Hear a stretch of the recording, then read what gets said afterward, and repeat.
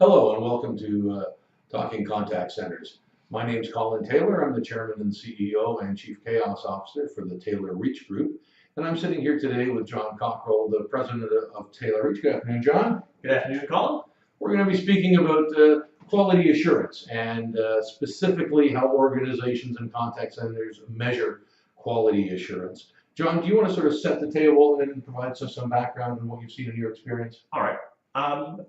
Call and contact centers often have some form of quality assurance. Often this takes the form of either a supervisor looking at and listening to the calls and reporting to the agents and providing some form of context to them as to how to do their job better. It gets a little bit more complex and nuanced when they start to actually record what those observations are in some form or other, and then devolves even further as they might consider some form of outsourcing, whether or not that report is used for anything other than coaching and showing the agent what they would like is part of the topic of this conversation.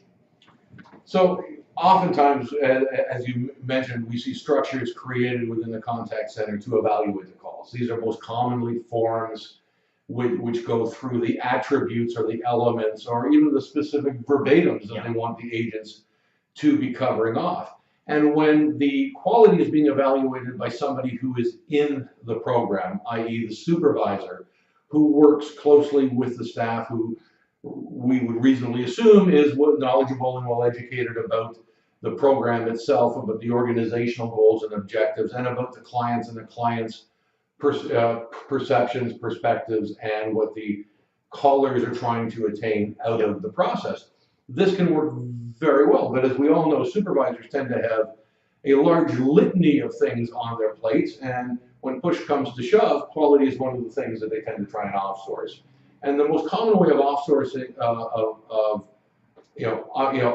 offloading this activity is to send it to a quality assurance team. Now, those quality assurance teams can be resident in the center or even centralized, John. And can you speak to some of the challenges around centralization of that activity? Well, you look at some of the challenges even at the supervisor level. One of the challenges that is raised is that the agents often say, well, my supervisor is prejudiced against me in one form or another. One way of avoiding that type of perception is to move it to somewhere else in the department where all they are doing is the quality assurance, which creates the illusion of being more, more impartial, which may or may not be in fact the case. That's correct. Yeah. From there, people have then moved it outside of the organization completely to either somebody unrelated in the organization or even to third-party operations. So a centralized quality team in the head office, correct, may be more objective in assessing any of the individual calls, but will lose that context of the deep connection with the customer and with the project or campaign objectives. And if we go outside the organization, if we look at this as an outsourced type of an application, right, those challenges remain. There is more impartiality perhaps, but there is less context and less understanding of the milieu in which this whole thing operates. That that we've seen that drive some separation in organizations between what I'll term quality and compliance. Now, as we look at those two, compliance tends to be those, yes or no elements that you must do or must avoid doing on the call. And those may, in fact, today be something that is listed on the monitoring form or the quality assurance form, but they could be such things as, did we mention the customer's name? Did we confirm that we had resolved their issue? Did we ask if there's anything else that we can do to help them? It may be a disclaimer requiring a verbatim statement.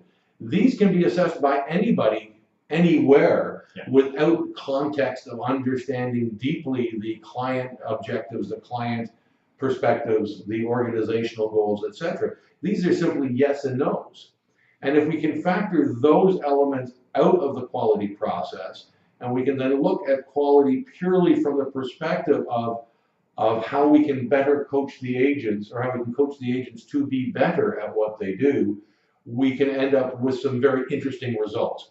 And we've seen a number of clients in the recent past who've moved this type of separation to allow them to leverage external resources or offshore resources to create a compliance score while relying on local knowledge-based evaluations of the actual quality and coaching.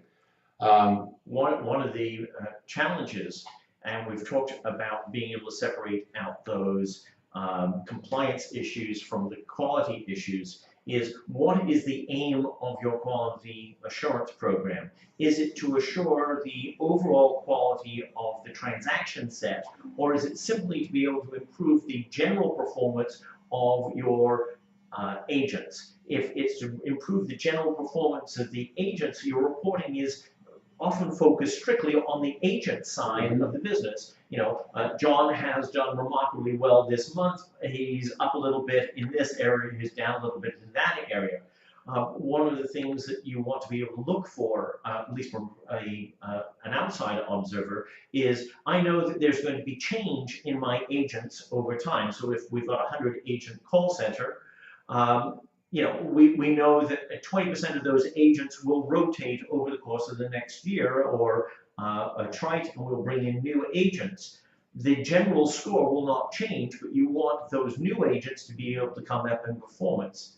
By the same token, as a director for a center, you don't care about any individual agent's performance. You care about the overall performance of the center and how are you doing by individual transaction types or general. So at the director level, it's more about the overall performance, but as a supervisor, as a QA lead perspective, it's about the individual agents. Yes. It's about what elements did we see and identify in the call, what moments of truth can we help them, improve their delivery on, and how can we better meet the needs of the caller, our customers, and how can we enhance the overall quality. So as we look at the big picture, as you had mentioned a moment ago, and the impact of attrition, that really feeds us into a whole other discussion around speed to green or speed to competency, which we'll take up in another session. Thank you very much, John. Appreciate your contribution this afternoon. Thank you all for watching. Have a wonderful day, and we hope you'll join us again soon on Contact Center Talk. Thank you.